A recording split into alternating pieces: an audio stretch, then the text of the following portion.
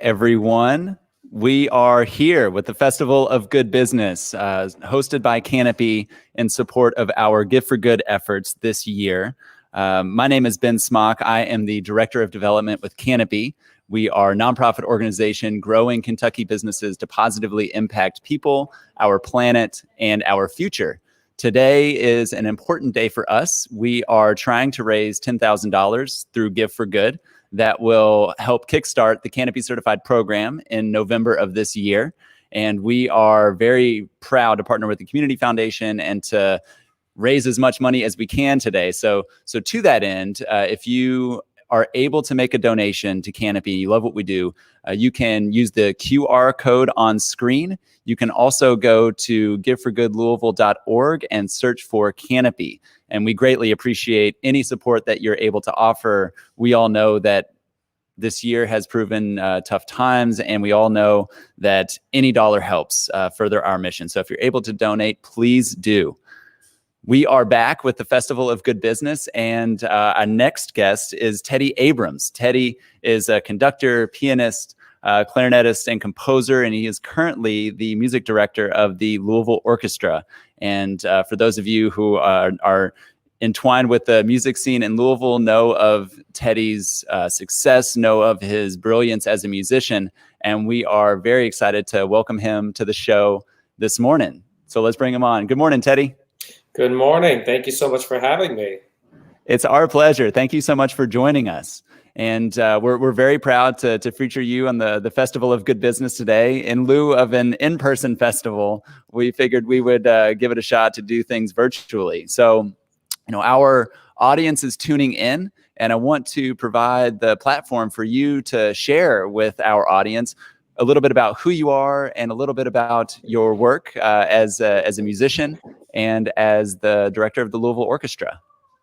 Well, it's great to be here. And of course, we're in the middle of this continuing craziness. It just gets more and more exciting.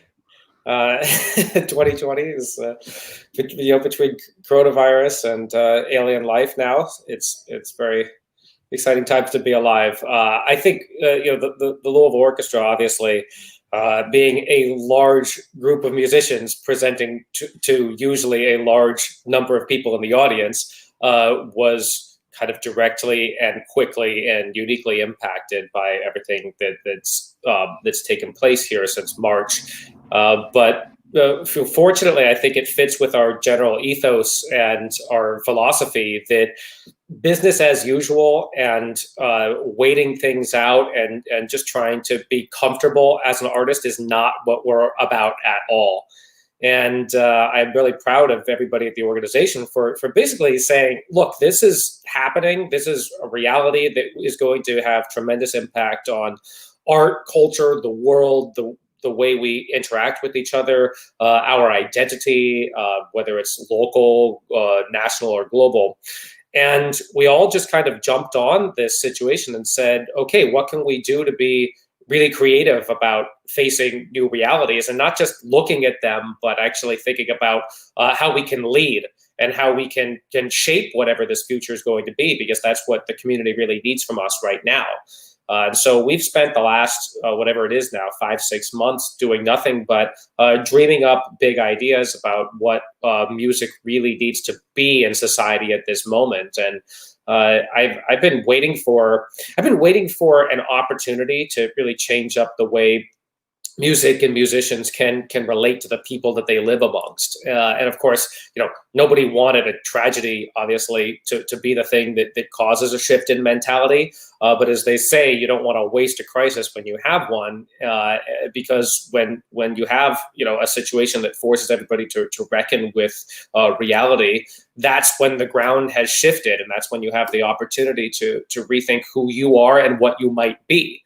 And I think that for me, the biggest change that I've wanted to see for years and years and years, and I think is really possible, is this shift from as a musician, trying to kind of sell the public on something, sell concerts, sell donations, sell sponsorships, to really 100% reversing and saying, what are the things that I have to offer the community, the public, society right now? And how do I match up my capabilities, and by extension, the orchestra's capabilities with the real, genuine needs in Louisville, Kentucky in 2020. And that's led to this whole rethinking of not trying to get people to come to us, but to think about what we have to give to everybody else. And it's meant that you can think of music in a much broader sense. It's certainly about embracing technology and embracing new delivery methods to actually develop your audience and make it bigger than ever, which is the exciting thing about a time like this. That yes, we're confronted by awful, unfathomable tragedy, but we also have the chance to use music to reach people that we would never have been able to reach in other years. But it's beyond just playing music and performing. It goes to the core of what music is. Music is a binding force in society. So this year we've said that our 3 priorities are going to be quite different than our normal priorities. Artistic excellence is a given. So that's not the priority. The priority is going to be a set of 3 things. And it is first and foremost thinking about the health of our community. That means many different things, but thinking about how we directly impact health in a health crisis. We know music can do that. Number 2 is education equality, because when we think about justice, when we think about equity in society, there is something that we can do very directly to have an impact. It's saying in music, if people don't have equal access to music education, then the playing field is not level. And we can do something about that, especially in a year like this with access to technology. Let's teach and coach kids that would not have access to the kind of music instruction that we can provide. So that's number 2. And number 3 is this, what I call kind of radical inclusivity. It's saying at every turn, every time you present a performance, do something online, can everybody access what you're doing? Is anything a barrier? Is there a technological barrier? Is there a financial barrier? Is there some barrier that's making it more difficult to get our music out to the people? And this is the year of removing all those barriers. So that whole process of going through the I guess it's like an introspection followed by action has been really extraordinary, because honestly, in the picture of the large arts organizations across America, they move slowly. They don't like to change because they're big. They're often based on traditions that are quite entrenched, and a lot of that is a beautiful thing, that we carry on traditions, we carry on music that has been made in a sequence of hundreds and hundreds of years. But the time to grow and change is right now, and given the crazy circumstances around us, we finally have the opportunity to do some of the great work in evolving that I've hoped we could do for most of my life.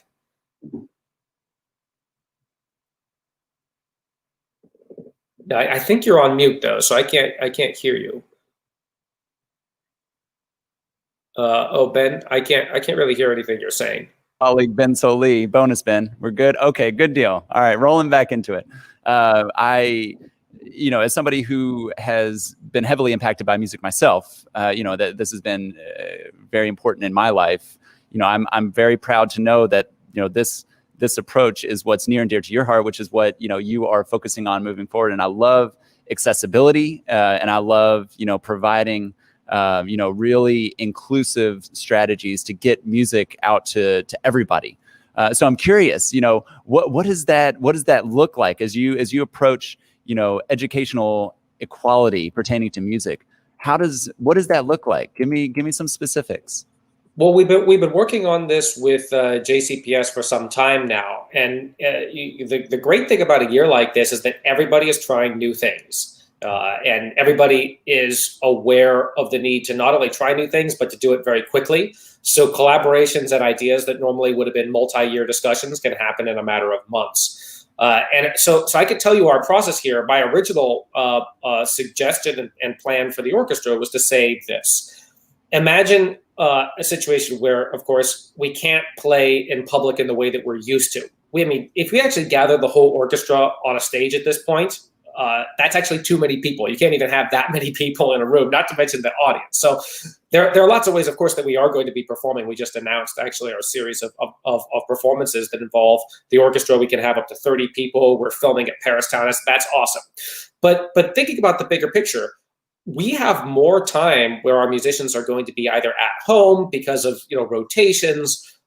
Even if we are performing, obviously we're not going to be using every last, we call them services, those are rehearsals and concerts that we would normally schedule. We do 34 weeks of playing at the orchestra.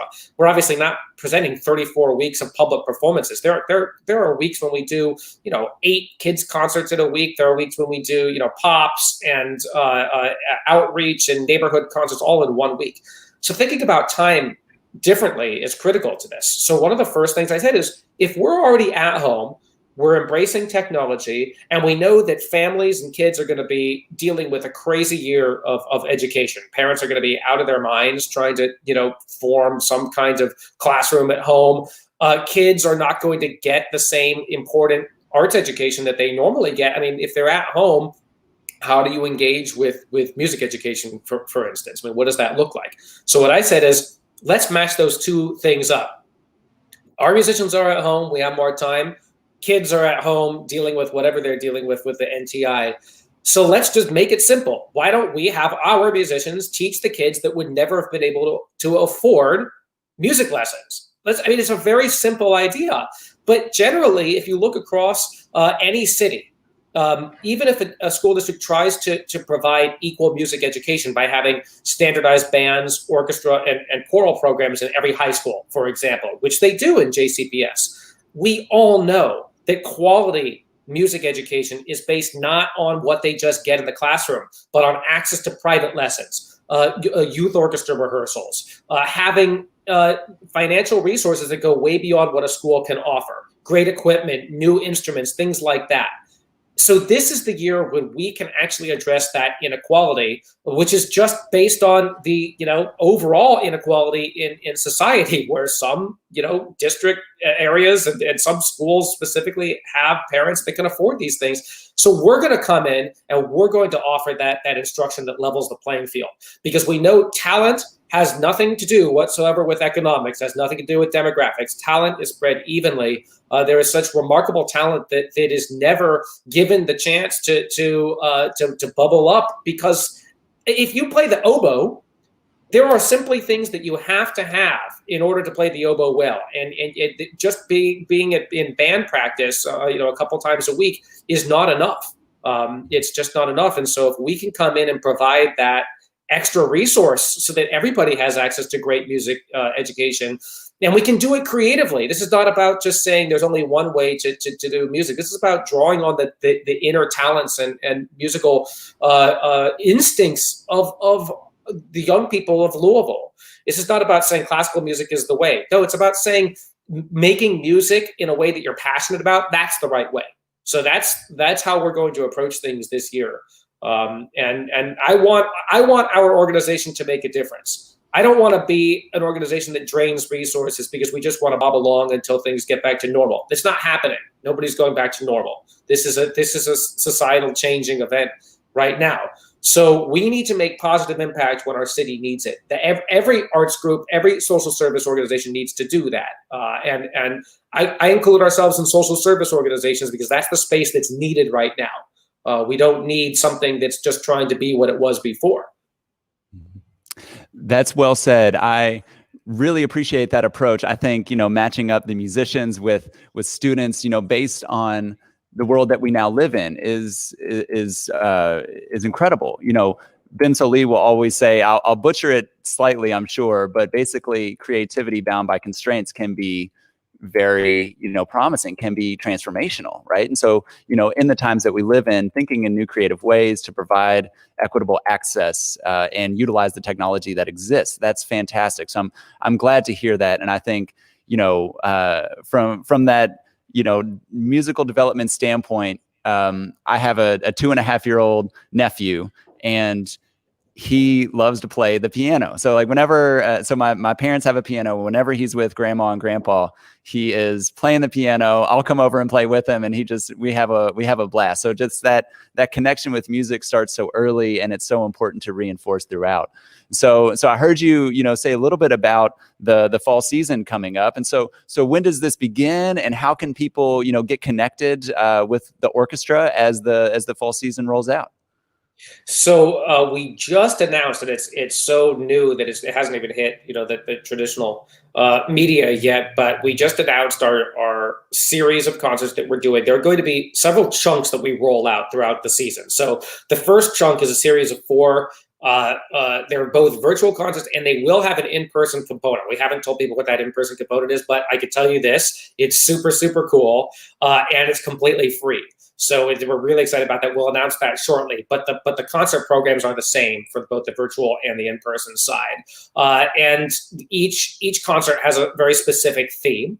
And if you go to the website, you can see what they are. We're really excited because the concerts speak to our values. It's not just about playing another show of repertoire that you were already comfortable with and just did because it was easy. Frankly, the world doesn't need another pile up of virtual orchestral concerts. I'm really cognizant of this fact that I joke that virtual concerts are a little bit like nuclear waste, in that they don't really go anywhere. They just sit there forever. You know what I mean? Like they pile up. So I'm very conscious of not wanting to add to the nuclear waste stockpile here. So what we're trying to do is do something that speaks to our values and our voice as an orchestra. Well, not just doing what everybody else is doing, because when you're online, the boundaries of locality are not so distinct. So it's one thing if we're all playing Beethoven symphonies at the same time. It's another thing if we're all doing it online, because it's all the same. It's all in the same space. So our concerts are all centered around themes that speak to our values of what it means to be a loving, caring, equitable, just society.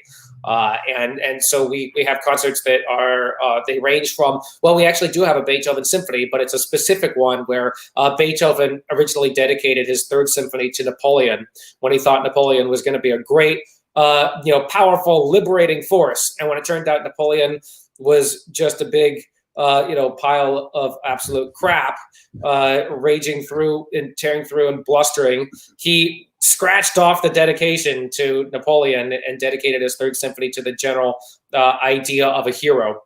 And so we built a program based around that. We have Devon Tynes, who is an incredible young singer, who is also a composer. He wrote a song. I found out he had written this song, which had not premiered yet, about Breonna Taylor.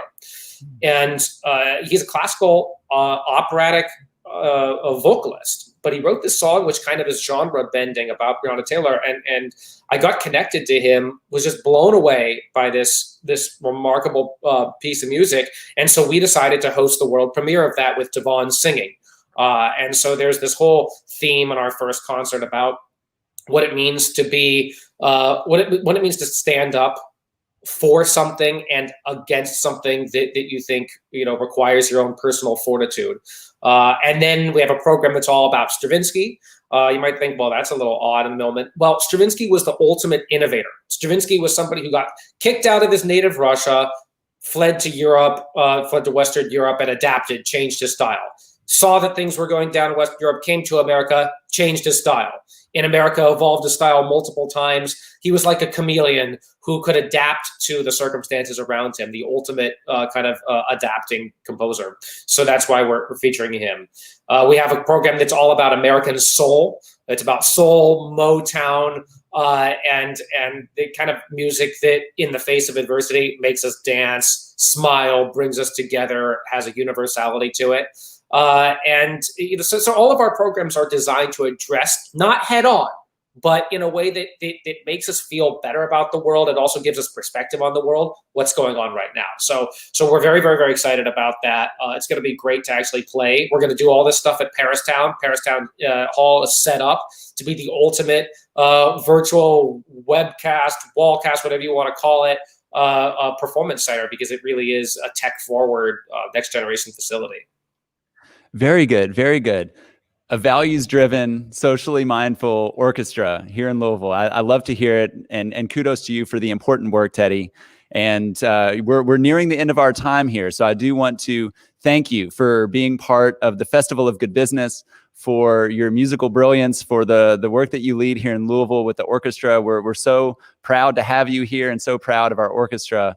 So everyone who's tuning in, you can go to the Louisville Orchestra's website to hear more about the fall season, how to take part in free shows, and how to participate in a values-driven orchestra movement. So thank you, Teddy, for stopping by and being a part of our Gift for Good Day. Thank you.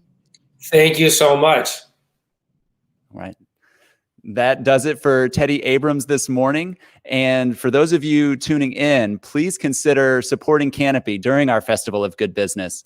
We are trying to raise $10,000, which will directly support the launch of the Canopy Certified program. You can donate to Canopy on Give for Good by utilizing the QR code on the screen right now. You can also go to giveforgoodlouisville.org and search for Canopy. We are proud to partner with Galaxy and Biscuit Belly Nulu. If you're hungry or thirsty, check them out today so you can get some great food and drinks and donate 10% of your purchase back to Canopy. And then lastly, stay tuned throughout the day. We're going to be offering more Festival of Good Business content. Up next, we have Marta Miranda Straub, who is a wonderfully diverse leader and is an excellent poet. She's now new the commissioner with the state government in Kentucky and has wonderful experience in the nonprofit sector. So we're very proud to have our friend Marta Miranda Straub joining us next at 11. So stay tuned. Thank you all, and we'll see you in a few minutes.